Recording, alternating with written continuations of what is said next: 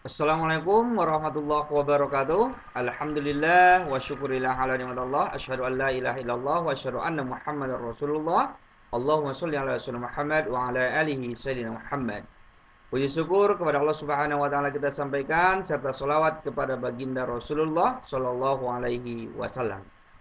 Anak-anak sekalian, baiklah kita langsung saja pada pertemuan pertama bab kelima ini dengan tema bagaimana meneladani perjuangan Rasulullah SAW di kota Mekah. Nah, pertama kita lihat adalah dari sisi substansi dakwah Rasulullah SAW di kota Mekah.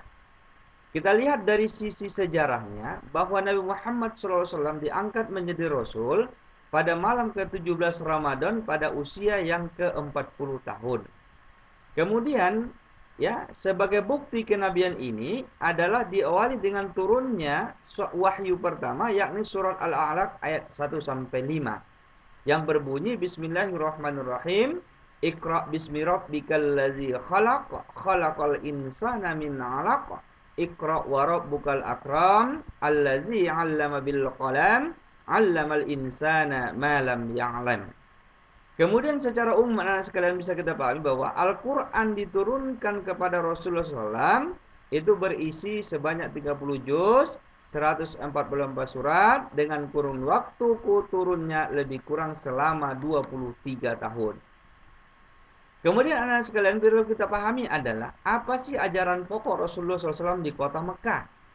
Yang pertama adalah bagaimana untuk memperbaharui akidah, yakni berbicara tentang menyerukan Islam dengan cara pelan-pelan agar masyarakat meninggalkan kebiasaannya yang terjerumus ke dalam kemusyrikan.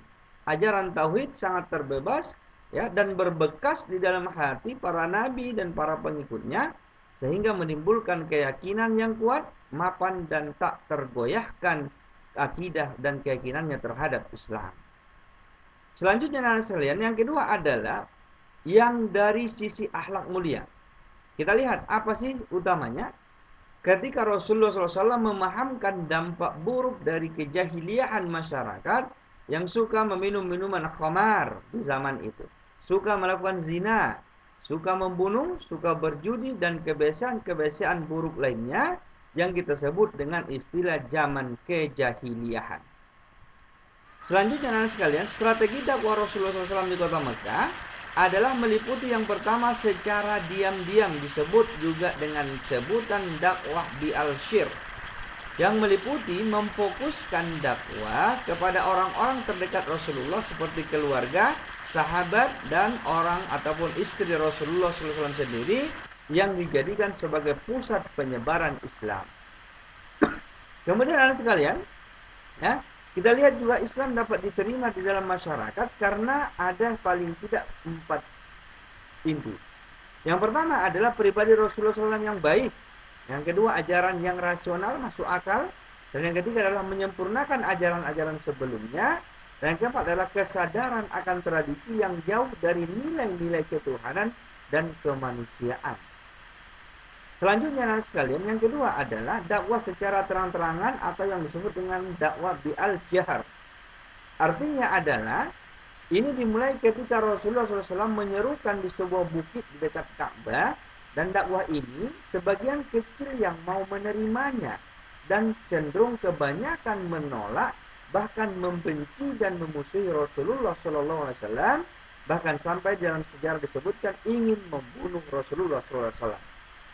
Selanjutnya anak sekalian, perintah dakwah secara terang-terangan ini dilakukan oleh Rasulullah Shallallahu Alaihi Wasallam ketika Allah perintahkan melalui surat Al-Hijr ayat ke-94, yang mana intinya adalah menyeru dan menyuruh kepada baginda Rasul untuk segera menyampaikan dakwah secara terang-terangan.